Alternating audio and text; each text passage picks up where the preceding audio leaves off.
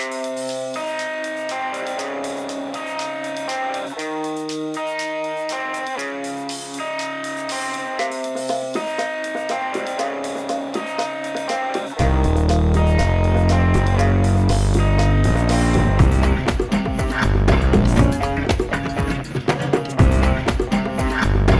I have one of the attendees for our panel discussion.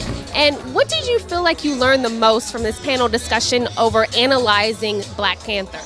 I feel like I learned, as far as from the panel and from the audience, how significantly important this movie really is. And I really came in looking at it as entertainment, because I've always had those positive role models in my life, period. So I wasn't coming to the movie to find those reinforcements, and I make sure that I'm that reinforcement for not just the women in my life, but anybody in my life, women, men, children, anybody I meet.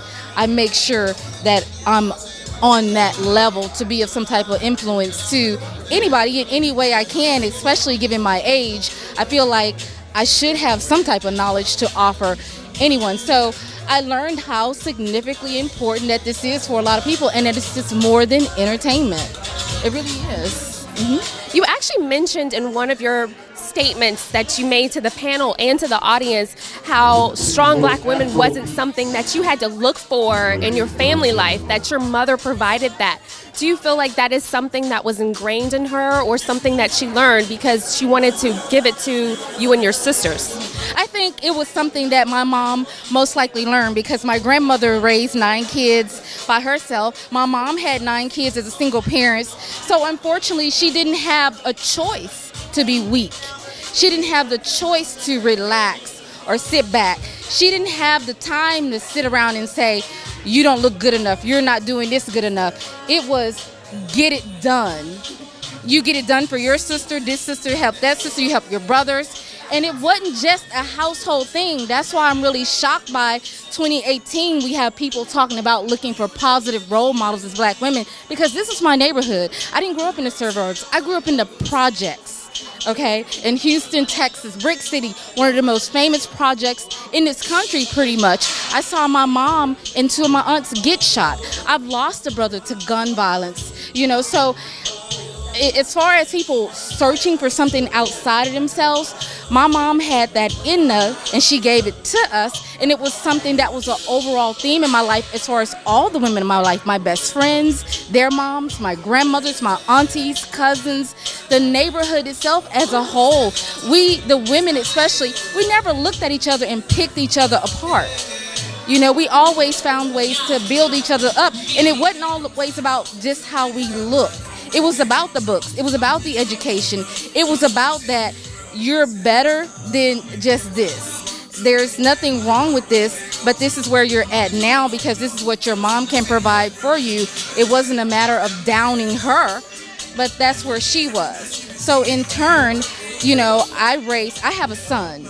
My son is the first descendant of my grandmother, my mom, my entire family to graduate from college, because of what my mom instilled in me.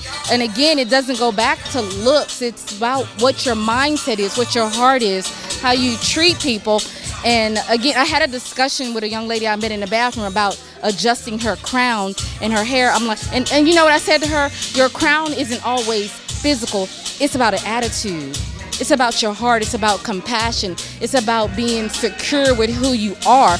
Because you notice in the film, none of the women had on the crowns that a lot of women run around with. I mean, aside with what Angela Bassett had on, that's considered a fictional crown. But unfortunately, a lot of women run around going with a pair of Jordans on and let me adjust my crown. How is that a crown? How does that make you a queen? So do you think there's so many statements about how powerful women are, but we're missing what's going on in our own neighborhoods? Do you think that needs to change with media to actually show the powerful Black women in our neighborhoods, in our communities, to actually change the conversation? And again, I think it's a double-edged sword, because whether the media shows it or not, there are a lot of strong-backed, powerful women. For one, you hear the conversation in our own communities. Black men feel like we are too strong, we're overbearing. How is that possible when we've been left, in a lot of cases, to be the head of our households? We don't really, again, it goes back to we're either gonna fight or we're gonna run. And black women, we don't have the choice to run. We don't have that option. So the movie showed positive, beautiful, a strong black woman being loved right off the bat. But in reality, we're talked about poorly for that. Oh, you're too strong. You're too independent. Well, who do you expect me to be? I've raised my kid by myself. I had to be independent because I was raising them by myself. I didn't have the option to flee. So I had to be independent. I am strong, and I don't have a problem with that because I love me. I love my independence. I live my life every single day.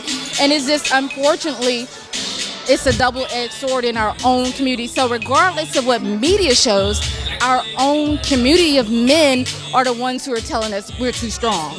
And somehow that's not beautiful. And we're both. We're all. Thank you for your comments. Thank you. We are here at Power Watch for Black Panther.